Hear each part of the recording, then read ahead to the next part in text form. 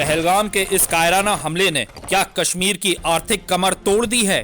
क्या जम्मू कश्मीर को union territory से आजाद कर मोदी सरकार ने बहुत बड़ी चूक तो नहीं कर दी? जात नहीं, धर्म पूछकर सैलानियों को मारना टीआरएफ के लिए ताबूत की आखिरी कील तो साबित नहीं होगा? क्या ये हमला भारत की सुरक्षा एजेंसियों के लिए बड़ी विफलता?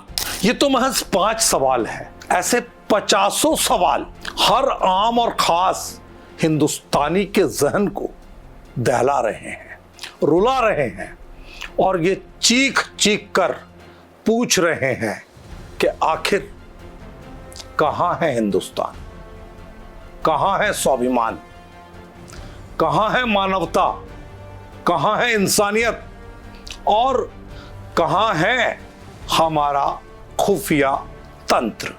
आज ना मैं नमस्कार करूंगा ना स्वागत करूंगा, सीधे मुद्दे की बात करूंगा आपके साथ टीएन मनीष। केसर की क्यारी एक बार फिर खून से हुई लाल। पहलगाम का बैसरन, जो भारत का स्विट्जरलैंड कहा जाता है, यहां पूरे भारत से बल्कि यूं कहें कि विश्व से सैलानी आते हैं। यहाँ की वादियों की शान, सनसनाती हवा और खूबसूरती इसमें 4 चांद लगाती है। हम अपने परिवार और बच्चों को ये सोच के कश्मीर भेज देते हैं कि अब ये कश्मीर वो 90 के दशक वाला कश्मीर नहीं है और अब निश्चिंत होकर हम धरती के स्वर्ग में शांति से एंजॉय कर रहे होते हैं। तभी अचानक उस शांति को चीरती हुई गोलियों की तड़तड़ाहट सुनाई देती है और बैसरन की वो हरी घास का मैदान मासूम सैलानियों के खून से लाल हो जाता है। एक बार फिर कश्मीरी हिमचोटी के नीचे धार्मिक नफरत के गर्म अंगारे महसूस होने लगते हैं। सबसे पहले देखिए वो तस्वीर जिसमें एक पति पत्नी अपनी जिंदगी के कई पड़ाव साथ गुजारने के बाद निश्चिंत होकर, बेफिक्र होकर किस तरह धरती के स्वर्ग में आनंद ले रहे हैं और उनका वीडियो क्या कह रहा है। क्या आप सोच सकते हैं कि ये जो वीडियो आचरण की स्क्रीन पर आप देख रहे हैं, इसमें से पति को पत्नी के सामने टीआरएफ के वहशियों ने तड़ातड़ गोलियों से भून डाला होगा। दूसरी तस्वीर उस एक युवती की जिसके हाथों में मेहंदी लगे बहुत अरसा नहीं बीता और उसके पति के साथ अचानक धर्म पूछकर फिर वही आतंकी हमला होता है और पत्नी के सामने उसका सुहाग उजाड़ दिया जाता है।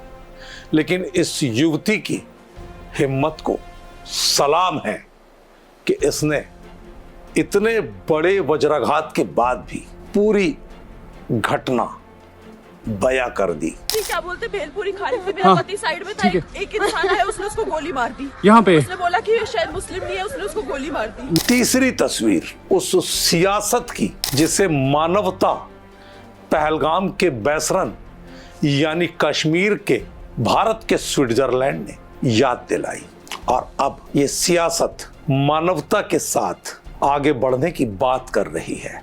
इसमें ना तो कोई दल है, ना कोई नेता है और ना ही कोई राजनीतिक स्वार्थ है, क्योंकि घाटी लाल हुई है।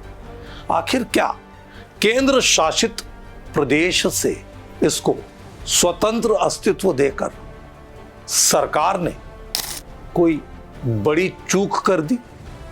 इस पर भी बात है।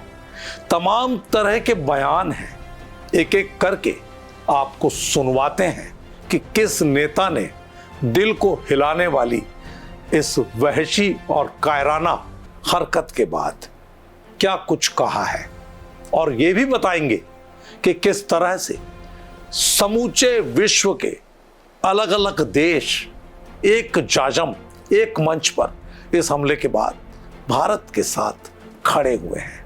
शुरू करते हैं प्रतिक्रियाओं का सिलसिला। पहलगाम में जो दुखद घटना हुई है उसमें इंदौर के जो सुशील जी हैं उनकी भी दुखद मृत्यु हुई है।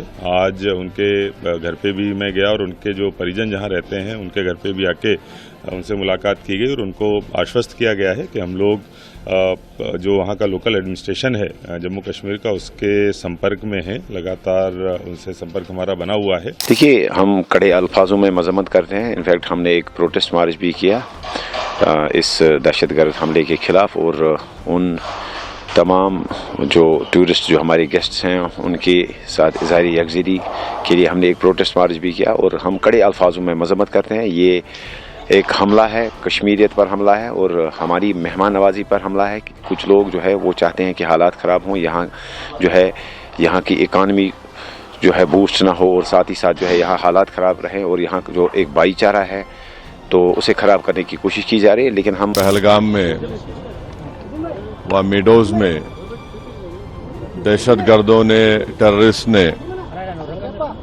उस माउंटेनियस एरिया में वहाँ पर इंडिस्क्रिमिनेट तरीक़े से और मज़हब पूछकर उन्होंने मासूम लोगों को वहाँ पर उनका कत्ल किया है। हम इसकी सख्त से सख्त अल्फाज में इसकी मजम्मत करते हैं, कंडेम करते हैं और हम उम्मीद करते हैं कि हुकूमत इन दहशतगर्दों को एक सबक सिखाएगी। कत्ल किया गया इन टेररिस्ट ने, इनको मारा है। हम उन तमाम फैमिलीज के साथ खड़े हैं और हम जो जख्मी हैं हम दुआ करते हैं कि वो जल्द से जल्द सेहतयाब हो। तो सवाल मुद्दे का ये है कि क्या हमारी सरकार उरी, पुलवामा और इस जैसे तमाम अतीत को लाल करने वाले हमलों से सबक लेने के बाद कुछ कर पाई थी? अगर कर पाई थी तो पहलगाम के उस बैसरन में जहां की भौगोलिक स्थिति ये चीख चीख कर कह रही है कि सुरक्षा का इंतजाम बेहद जरूरी था, तो आखिर क्यों वहां पर सुरक्षा कर्मी तैनात नहीं थे?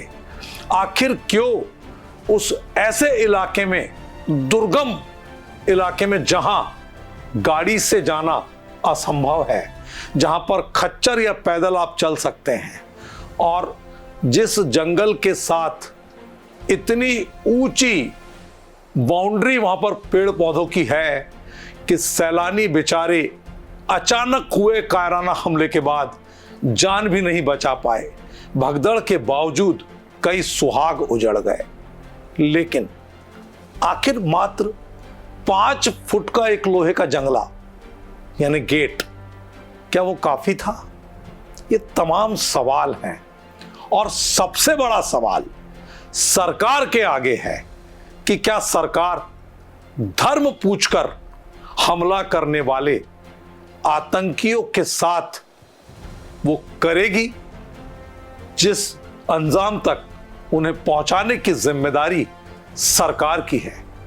तो ऐसे में बस यही कह सकता हूं कि बहुत से सवाल हिंदुस्तान पूछ रहा है, बहुत से सवाल स्वाभिमान पूछ रहा है और इनका जवाब सरकार को समय रहते देना होगा, अन्यथा सवालों पर सवाल उठते जाएंगे और कश्मीर वापस कहीं 90 के दशक की पुनरावृत्ति यानी दोहराव की तरफ आगे तो नहीं बढ़ जाएगा।